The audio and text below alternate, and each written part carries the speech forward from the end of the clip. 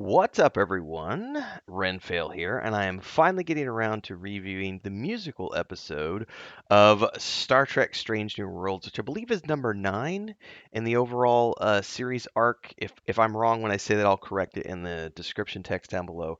But this was, usually when I watch a musical episode, especially thinking back to, other shows that have done it, it it, it I feel like they did it in a much better way here that felt more like a Broadway production as opposed to feeling cheesy in the way that, like, remember when I think Hercules and Xena even had some musical episodes and they always felt really cheesy, and I've seen it on other shows as well. It's usually something that comes along around season 5, 6 or 7 when they've kind of run out of like really creative story ideas and they're trying to just do something to gimmick the ratings.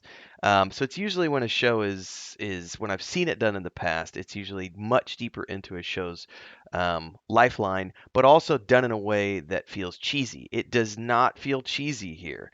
I've seen some comments from people, I just tuned out as soon as they did the musical. I don't think you have given anybody any credit for what they did here because there's a lot going on here on in terms of layers. There's the songwriting layer, there's the performance layer, there's the choreography layer, there's the singing layer with I think everyone doing their own songs, and the way that the production team and the writing team and everyone came together to make all of this work while still having a pretty interesting storyline that felt very Star Trek in nature. I think it was all very well done. And before I even get to the end of this, I'm going to say that for me, I would easily give this an 8 or 9 out of 10 in terms of how the episode feels for just being a fun episode that still is Star Trek at its core. And I know some of you are cringing right now going, "No, it's a musical. It's not my Star Trek. Hashtag not my Star Trek." Bye. You don't have to watch my videos. You don't have to agree. But don't rain on my parade and everybody else who loves it. So without further ado, I'm going to get into the review here, which is the story stuff. So if you don't want that spoiled and you haven't watched it, I'm about a week behind at this point. So if you're into Star Trek: Stranger Worlds, you've probably already seen this episode. And if you haven't, well, that's what this review is for as well. So don't forget to like, subscribe, and hit that bell icon. Spoiler territory ahead. I don't do spoiler free. You're getting a countdown from 5, 4, 3, 2, 1. Here we go. So, the core of this episode, and this is the Star Trek aspect of this, right? They discover a naturally occurring subspace fold, and they go to investigate because Spock thinks that it's going to be able to increase the communications capacity by 3 times and speed and everything else across subspace frequencies. And in the discovery of this and the analyzation of this, they get the idea to send him and Uhura get this idea, or not Uhura, sorry. Yeah, it was her. I was blanking on who was in there. Also, the engineer, the crazy old Gandalf lady. They decide to send a song into this subspace void to see if they can't match these harmonizing frequencies that they send.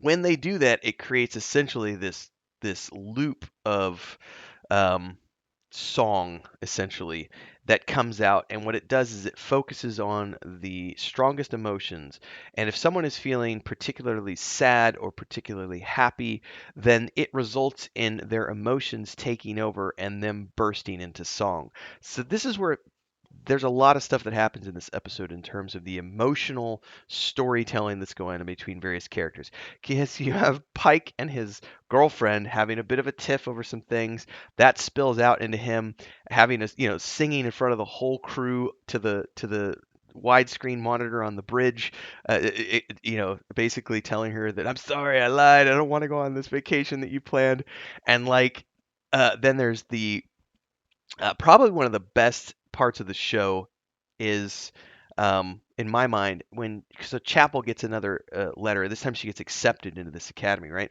So she's celebrating, and they're in the bar, and she sings this show tunes number that's just her celebrating. I've worked really hard for this my whole life. I'm finally getting this, and I'm gonna take this opportunity, even if that means I have to leave you behind.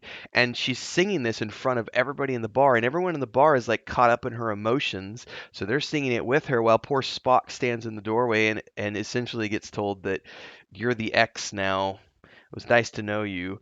Um, and it basically takes everybody's innermost thoughts and desires and or fears and brings them to the surface. There's also the complication here between Lieutenant Noonien Singh and James T. Kirk because she knew another version of him, and that's coming out. There's also Mimbara. I don't sing, and it's so funny.